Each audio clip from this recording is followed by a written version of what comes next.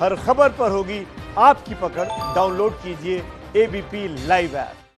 और आज इसी मसले पर बातचीत करने के लिए कि प्रधानमंत्री नरेंद्र मोदी वहां पर गए, कहां पर गए? चीन की सीमा पर गए। क्या कहा? साफ तौर पर कह दिया कि विस्तारवाद का जमाना चला गया है, कहकर वो सारी बात समझा गए प्रधानमंत्री नरेंद्र मोदी। लेकिन कांग्रेस को ये बात क्यों समझ में नहीं आ रही है? आज बहस में हिस्सा लेने के लिए दो ही खास मेहमान आपके सामने रखना चाहती हूं। संबित पात्रा है बीजेपी से और राजीव त्यागी साहब है कांग्रेस से। दोनों आपके सामने हैं, दोनों कायदे से अपनी अपनी बात रखेंगे, अपने अपने काउंटर्स देंगे, किसी तरह की कोई चीख चिल्लाहट नहीं।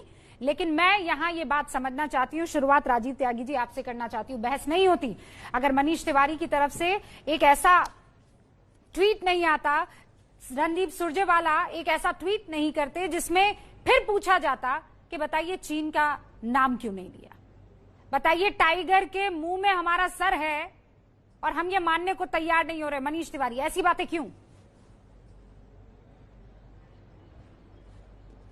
देखिए रूबिका जी, आपने कहा चिक चिल्लाट की डिबेट नहीं होगी, तो बहुत स्पष्ट, बिल्कुल बहुत बेहतर तरीके से विद टू द पॉइंट और तार्किक डिबेट में करना चाहूंगा। सबसे पहले तो मैं कहना चाहूंगा हमारे देश की सेना सजीली है, हटीली है, गर्वीली है और ऐसी सेना है जो पूरे विश्व में अपने जाबाज तरीकों के लिए नंबर 1 पे है। एक बहादुर सेना हमारे पास है और एक एक जवान हमारा जो है 10-10 जवानों के बराबर है जो हमारे दुश्मन देश है उनकी सेना के मुकाबले। और निश्चित रूप से हमारी सेना का जवान के बारे में इतना ही कह सकता हूं कि वीर तुम बढ़े चलो, धीर तुम बढ़े चलो, सामने पहाड़ हो, सिंह सी दहाड़ हो, तुम निडर हटो नहीं, तुम निडर डटो नहीं, डटो वही। तो हमारी सेना निश्चित रूप से एक वीर सेना है, निडर सेना है और सेना के बहादुर जवानों पर हम सबको नाज है। प्रधानमंत्री जी आज ले गए, बहुत अच्छी बात है, प्रधानमंत्री जी को जाना चाहिए था। प्रधानमंत्री जी को सेना का हौसला अफजाई करनी चाहिए और प्रत्येक भारतीय को सेना की हौसला अफजाई करनी चाहिए। लेकिन प्रश्न आज भी यही है, प्रश्न ये उठता है कि सेना के साथ सीमा पर जाने से क्या हमारी सीमाओं से चीन वापस जाएगा? आगे की रणनीति क्या होगी सरकार की? आगे सरकार किस तरह से सेना को आदेश देती है, यह बहुत महत्वपूर्ण होगा। कूटनीतिक स्तर पर सरकार क्या करती है और निश्चित रूप से आर्थिक स्तर पर सरकार क्या करती है और सामरिक स्तर पर सरकार क्या करती है, ये तीनों विषयों पर मैं चाहूंगा मेरे मित्र कहीं ना कहीं इस पर जवाब दें। दूसरी बात मैं कहना चाहता हूं कि जो ताकत की बात कही जाती है तो बहुत खूब कहा गया है कि सच पूतो तो शर्बे ही बस्ती है दीप्ति विनय की, संधि वचन संपूज्य उसका जिसमें शक्ति विजय की। सेना विजय प्राप्त करना चाहती है। प्रधानमंत्री महोदय से हमारी अपील है कि फिंगर 4 से लेकर फिंगर 8 तक जहां चीन कब्जा कर रहा है उसे चीन को वापस पीछे धकेले, गलवान वैली से पीछे धकेले और निश्चित रूप से जो वाई जंक्शन पर आकर के बैठ गया है उस पर कहना उसका कहीं ना कहीं मुझे लगता है कि प्रधानमंत्री जी को विचार करना चाहिए। तीसरी बात जो बहुत महत्वपूर्ण मैं कहना चाहता हूं इस सेगमेंट में, मैं ये कहना चाहता हूं, तीसरी बात लास्ट कहना चाहता हूं, हमने सुना था प्रधानमंत्री जी ने जब बात की थी देश के सभी विपक्षी दलों के नेताओं से, उन्होंने कहा था ना तो हमारी सीमा में कोई आया है, ना ही हमारी सीमा में कोई घुसा है और ना ही हमारी पोस्ट पे किसी का कब्जा है। आज सेना के जवानों के साथ वहां जाकर के जब संबोधित करते हैं वो कहते हैं विस्तारवाद का युग गया। तो कौन से प्रधानमंत्री ठीक हैं? वो प्रधानमंत्री ठीक है जो कहते हैं कि कोई भी चीन का अतिक्रमण हमारी सीमा में नहीं हुआ, या वो प्रधानमंत्री ठीक है जो प्रधानमंत्री आज जाकर के मान लेते हैं कि चीन ने हमारी सीमाओं में अतिक्रमण किया? इस बात का स्पष्ट उत्तर मैं भारतीय जनता पार्टी के प्रवक्ता से चाहूंगा कि कौन से प्रधानमंत्री ठीक हैं? वो प्रधानमंत्री जो चीन के आगे सरेंडर कर गए, जिनके बयान को बकायदा चीनी मीडिया ने और चीनियों ने इस्तेमाल किया और प्रधानमंत्री को ब्लू आइट माना चीन के लोगों ने। राजीव जी, आपने अपनी बात रख ली, लेकिन मेरे सवाल का जवाब एक भी लाइन में नहीं आया।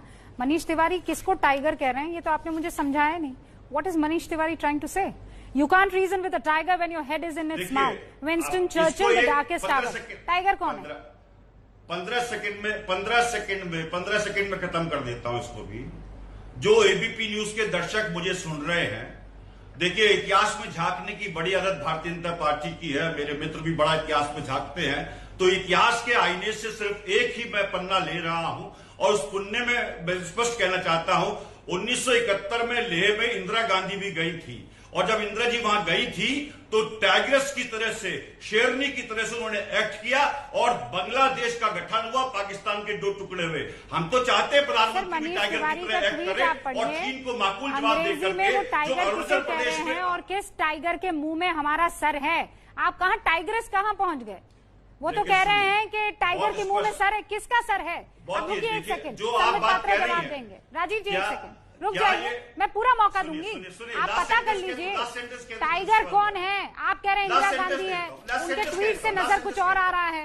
लास्ट सेंटेंस कह देता हूं, लास्ट सेंटेंस कह देता हूं ना प्लीज। लास्ट सेंटेंस के बाद मैं अपनी बात पे विराम दूंगा और उम्मीद करूंगा जो सवाल मैंने उठाए हैं उस पर संबित पात्रा जवाब देंगे। मैं ये कहना चाहता हूं निश्चित रूप से प्रधानमंत्री की वहां की विजिट से सेना का मनोबल बढ़ा, इसमें कहीं कोई दो राय नहीं। हम तो चाहते हैं कि सेना सुदर्शन चक्र चलाना चाहती है, लेकिन प्रधानमंत्री की उंगली से एक साइन होना है जिसको उन्होंने कहना है कि सीमा की सुरक्षा करिए और अपना इलाका वापस लीजिए। दे दिया, मैंने पूरा मौका दिया आपको। संबित पात्रा, टाइग्रेस तो इंदिरा गांधी थी। चलिए अब हो गया, मैं बोलूं। धन्यवाद। देखिए रूबिका जी, आज प्रधानमंत्री ने जिस प्रकार का, मैं तो कहूंगा ये गर्जन किया है, ये 11,000 फीट के ऊपर उन्होंने गर्जन किया है और उस गर्जना को जिसको सुनना चाहिए था उसने सुन लिया है। जो विस्तारवादी ताकतें हैं उन्होंने रिप्लाई भी दिया है और आपने भी हेडलाइन में भी चलाया कि चीन डर गया है और चीन की विदेश मंत्रालय ने एक पूरा का पूरा अभी नोटिफिकेशन जारी किया है कि कोई भी कदम ना उठाएं, अभी बातचीत करेंगे, अभी आर्मी को रोक के रखिए। तो चीन रिएक्ट कर रहा है, मगर जो हिंदुस्तान में मी वर्सेस राजीव त्यागी, मतलब आप विश्वास नहीं करेंगे, मुझे इतनी तकलीफ हो रही है। अभी क्या क्या शब्द कहा गया मैं एक एक करके बताता हूं। अभी कहा गया कि प्रधानमंत्री को कहिए कि जो कब्जा कर लिया गया है फिंगर 4 और फिंगर 8 के बीच में उसे हटा दिया जाए। प्रधानमंत्री को कहिए कि गलवान वैली से चीन को बाहर धकेल दिया जाए। देखिए इसको आप जरा अनुवादित करिए। मतलब कांग्रेस कह रही है कि गलवान वैली में शत्रु घुस के आ गई है और प्रधानमंत्री धकेले। मतलब प्रधानमंत्री तो फिजिकली नहीं धकेलेंगे, मगर ये कह रहे हैं कि जो हमारी सेना है जिसके सामने आज प्रधानमंत्री रूबरू हुए, उस सेना में वो काबिलियत नहीं थी कि वो धकेल सके और प्रधानमंत्री उनको कहे कि प्लीज आप जाके धकेले। मैं आज यहां पर कह रहा हूं किसी की हिम्मत नहीं है। और प्रधानमंत्री जी ने कहा, अरे अटल हो तुम लोग चट्टानों की तरह, तुम्हारी मां को प्रणाम जो वीर सपूतों को जना है। और इन्हीं वीर सपूतों ने जिस प्रकार से जो विस्तार करने की प्रयास में थे, घुसने की कोशिश में थे, न केवल उनको पीछे ढकेला, उनको समाप्त भी किया। 40 से अधिक उनके पीएलए के गद्दारों को मारा है। फिर भी ये बोल रहे हैं कि फिंगर 8, फिंगर 4, गलवान वैली से हटाइए कब्जा।